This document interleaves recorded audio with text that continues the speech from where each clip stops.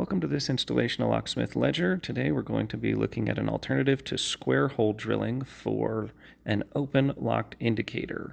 All right, here we have it. We have these door must remain unlocked during business hours or while the building is occupied. Open locked indicator here. Okay, locked just like so, and then unlocked just like so. Door shuts, and we are all set and ready to go. Alrighty, so we'll walk through this step by step. Here is the open locked indicator in the open position.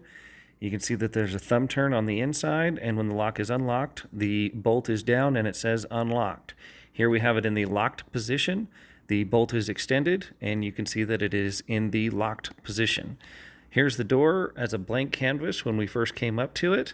You'll notice that I have my drill, 18-volt drill, along with my Milwaukee pack-out system that is packed full of storefront parts, especially GKL products, bridges and screws and cover plates and all kinds of fun stuff that you need to service this. I have this whole entire kit pre-packaged with my hole saw. Now, I install these a little bit different than most people do. The instructions have you drill two small holes in the center, I believe, at 2 locations. I prefer to do it my way, which is with the hole saw, and it only requires 1 hole. The first thing that we're going to do is start taking the screws out of the cover plate. Then we're going to take a look at these measurements, and what I do is I start off with the bottom hole measurement and the top hole measurement, and I determine that from the center of the housing, like so. You can see where the tape measure is, and then I'll go ahead and make a mark where that first screw needs to go, or that bottom screw needs to go. Then I'll go ahead and double check my measurements, just like so. And then I'll make sure that we have the correct back set in the next photo that makes sure we're sitting at 1 1/8. You can see my original dot was over just a little bit. All of this will be covered up by the open locked indicator. So now we're in the correct back set for it as well. Now I'll use the actual open locked indicator, set it right up on there to get my top hole, make sure that my math adds up to what the actual open locked indicator actually requires. Now that we have the top and bottom hole, it's time to measure the center hole, and we basically just take the difference between the top and bottom, figure out the middle, and go ahead and center punch the middle, making sure that, again, that back set is sitting at right at 1 1/8. If your holes tend to start wandering, it will make your install look crooked, and it will not look as professional, and it will not function as well either. Now that we have the center hole, I use a 1-inch metal bimetal hole saw. This bimetal hole saw will cut through the aluminum.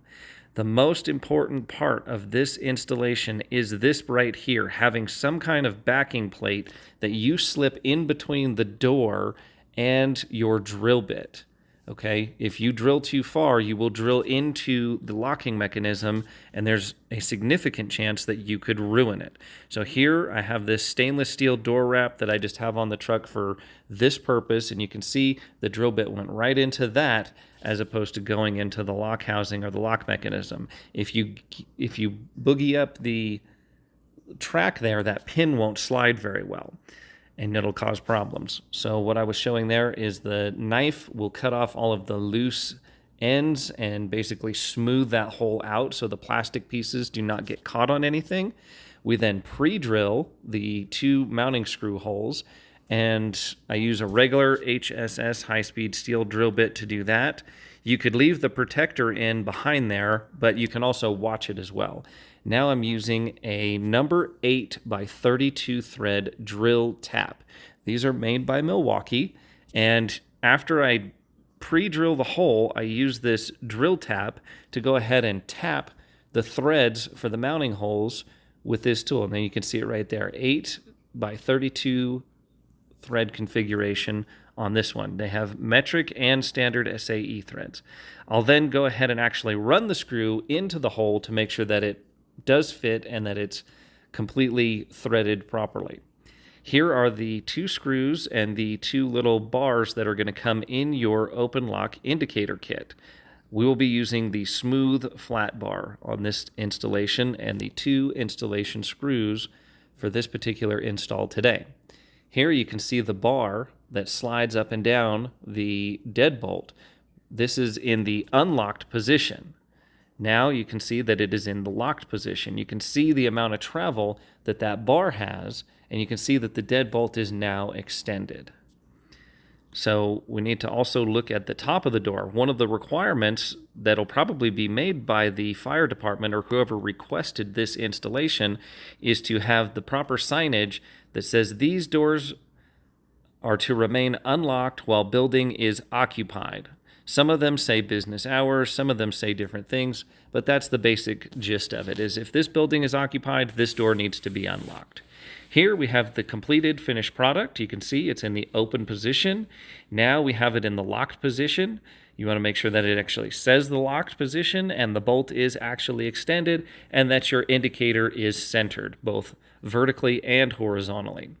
Here is a picture of the entire door done with the signage up at the top and the open locked indicator at the bottom.